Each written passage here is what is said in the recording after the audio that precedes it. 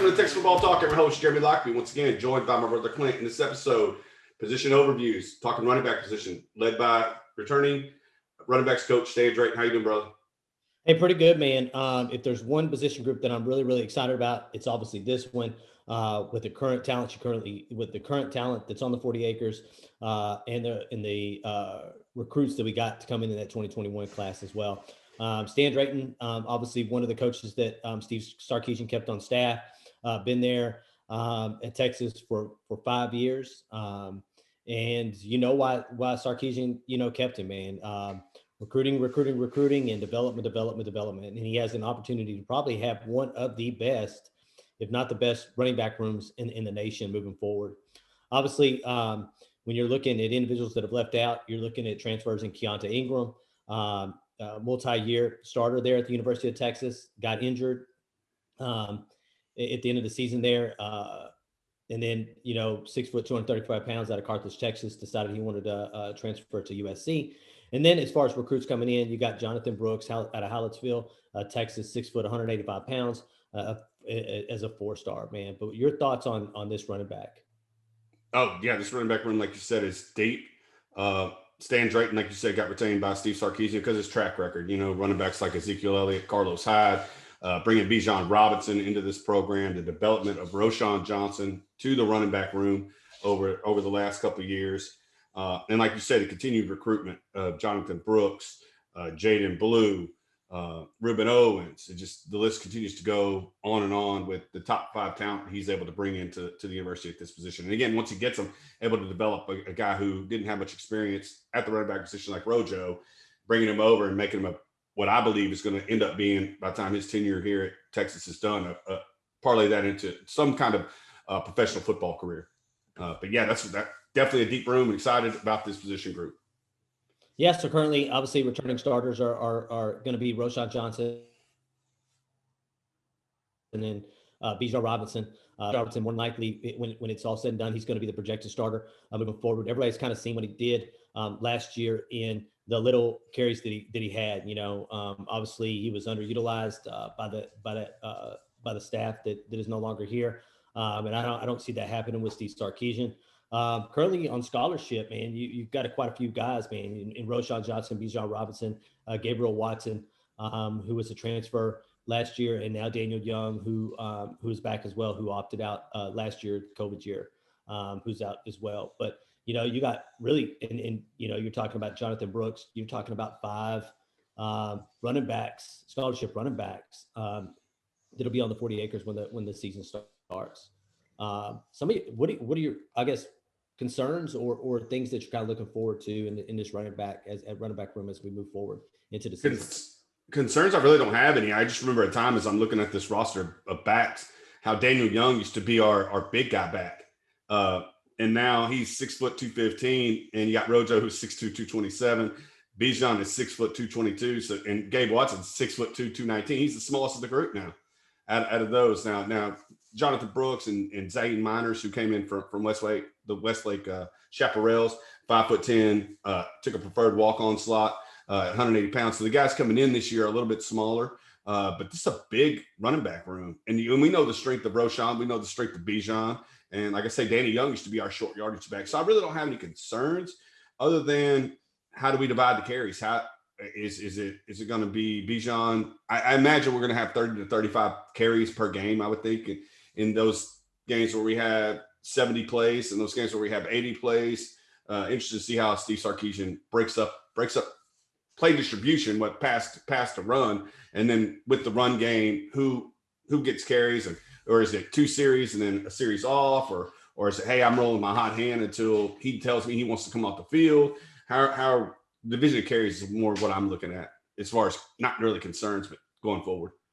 Yeah, obviously, Bijan's impact on the football team is that's where I believe Steve Sarkisian is obviously going to, create his offense around Bijan. You got one of the top running backs in the nation in your backfield. He's also a receiving threat as well as being a rushing threat. So it's how many carries and how many receptions you have per game, because I don't see them them taking away from what he's really, really good at, and he's got really good hands. He's like a wide receiver out in space. But to me, 20 to 2025 touches per game is what I'm trying to get Bijan per game. And at a minimum 20 touches. If that's running the ball or catching the ball out of the backfield, 20 to 25 carries. And then, obviously, Roschon will get, maybe, 7 to 10 carries. And then if they need a spell, both of those guys for a series or two, then you go in and you get some guys in maybe for 3 or 4 other carries as well. So I think distribution is obviously going to be Bijan at the top, with 20 to 25 carries and then kind of going from there. I guess, one of the questions is what is the running back position going to look like in Sark's system, right? To me, you go back to the size that you were talking about just now. If you look at the size of the current running backs in the room now and what he had at Alabama, they're almost similar in size. Najee Harris, big back. And I think he has the same thing. And I think he's going to utilize those guys the same way that he did in his system at Alabama. I don't think you change what works, and the way that he used Najee Harris at Alabama, I think is the way that he's going to use Bijan Robinson at Texas.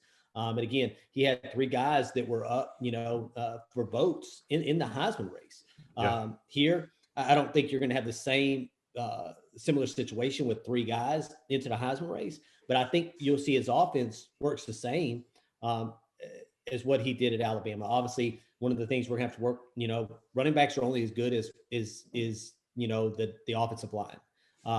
Your quarterback is only as good as your offensive line. And I think, to me, that's what Kyle Flood, that's what they really need to focus on is what are the strengths of the offensive line and what are they going to do in this system to be able to showcase their running backs based on what the line play is like. And I guess that's why I'm so excited to see where we go this year is because once Bijan did start, he wasn't starting behind the experienced offensive line. He was starting with Carrick as a tackle, with Tyler Johnson in the football game, with Christian Jones in the football game. All these guys were coming back, minus Samuel Cosmi. And so we saw how productive they were against Kansas State. We saw how productive they were against Colorado. Just wish we could have seen them executing a little bit earlier in the season. I think we'd have found ourselves in a different place than where we were at the end had we done that. But no, just his production with a younger offensive line and that group coming back makes it even more exciting. And knowing they're going to get a chance to work with Kyle Flood is exactly where you want to be. And like you said, I don't see. I think you're right on with the distribution. I think it's 20 to 25 for Bijan. I think it's 7 to 10 for Roschon. And then, like you said, make him a threat out of the backfield. Put him on, especially Bijan Robinson. Put him on linebackers, outside linebackers if you can, in space, and see what you can do with the swing passes, the screens. Get them upfield, get them linemen downfield, knocking over guys at the second level, and see if you can. Because he busted a lot of big plays in those final 2 games. There's explosives, down the field. I think 2 long touchdowns he got against Kansas State, if I'm not mistaken. But yeah, just excited to see him work. Yeah, I think what you said was it was behind an offensive line that was kind of piecemealed together at the end of the season.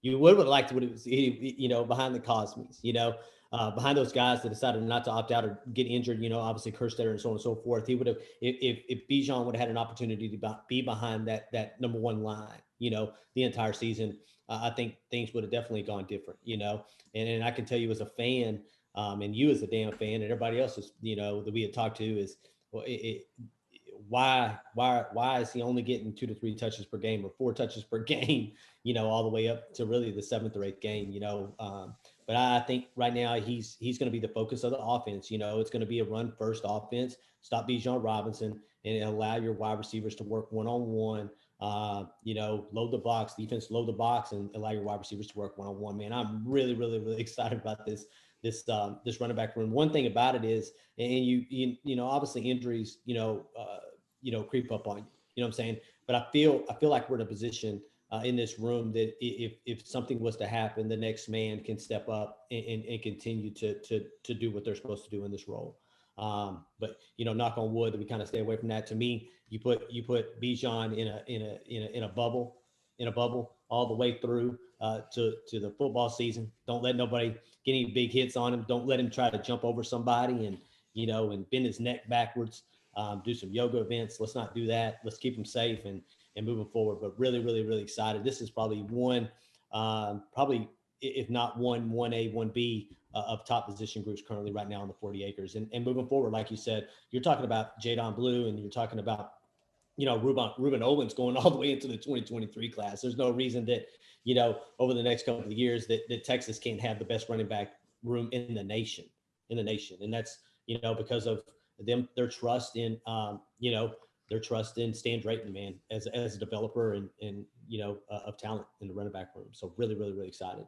So totally agree. And with the 4-game redshirt rule, I think you may give a chance to have Jonathan Brooks for 4 years. I don't think you have to rush him in with the depth that you currently have at this position. I don't think you have to rush him to playing time. Now you want to see him in those early games against probably lesser opponents, see what he can do, because you always got that red shirt unless he plays more than 4 games. So it's going to be interesting. Like you said, the depth is there. Just excited about this position group going forward. Absolutely, man. If y'all like this, podcast, please like it. If you have not subscribed, please subscribe. You can follow us on Twitter at TX Football Talk, on Facebook at Texas Football Talk, and on Instagram at Texas Football Talk. Give us your thoughts on the running back room in the comments. We'd appreciate it. And hook 'em. Hook 'em.